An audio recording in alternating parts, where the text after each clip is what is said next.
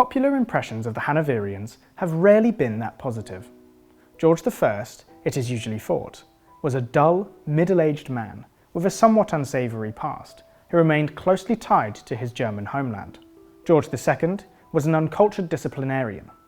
George III was mad, and George IV a spendthrift. This problematic attitude towards the Georges was the starting point for J.H. Plum's The First Four Georges, published in 1956. In this work, Plum attempted to portray the Georges as human beings caught in exceptional circumstances, and much has been done subsequently by historians to revise attitudes to the second, third, and fourth of the Hanoverian line. George I, however, remains little known and little loved. Even Plum, who insisted he was far from a non-entity, described the king as very stupid and lacking interest in the arts.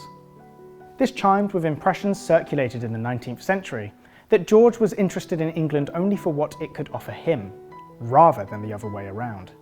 The most enduring myth has been that he was unable to speak English, or at best spoke little. His linguistic weakness was supposedly the reason for the preferences shown to his German advisors over most English politicians, who were for the most part similarly limited in their knowledge of foreign languages. Yet, how true is it? Recent publications have certainly done nothing to question the assumption that George struggled with English.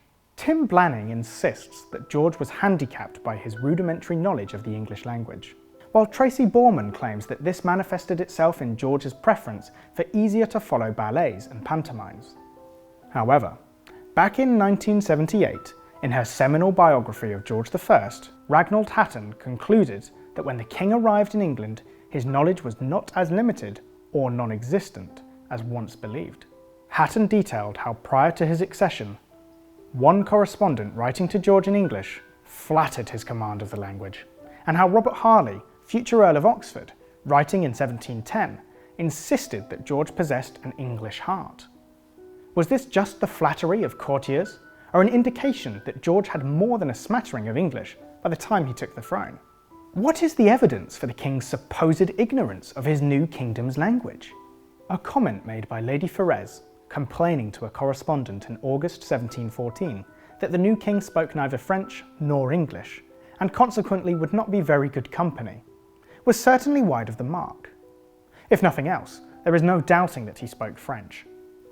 The king's confidence in his command of English may have been part of the problem. George disliked dining in public at his English court, unlike in Hanover, where he was considerably more outgoing. He also avoided addressing Parliament directly, allowing the Lord Chancellor to deliver the speech at the opening of sessions, while he looked on from the throne.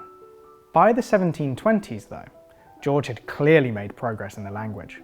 Official documents were no longer translated into French, which suggests that he was more than capable of following arguments relating to policy in English. Even if George never quite cast off his own preference for speaking French or German in private, he undoubtedly understood that for the dynasty to prosper, it was important that the following generations were not so encumbered. It's telling, though, that at private moments, George I, George II, and Prince Frederick preferred to fall back on French or German. When Prince Frederick lay dying in the spring of 1751, his last words were said to have been "Je sens la mort," the French for "I sense death." By contrast, George I's great-grandson, who succeeded as George III in 1760 owing to his father, Prince Frederick's untimely death, famously emphasised his Britishness in his first opening speech to Parliament: "I glory in the name of Britain." This, from the first of the Hanoverian kings to be born in England, undoubtedly marked a turning point for the dynasty, as it attempted to dispel the image that it was foreign.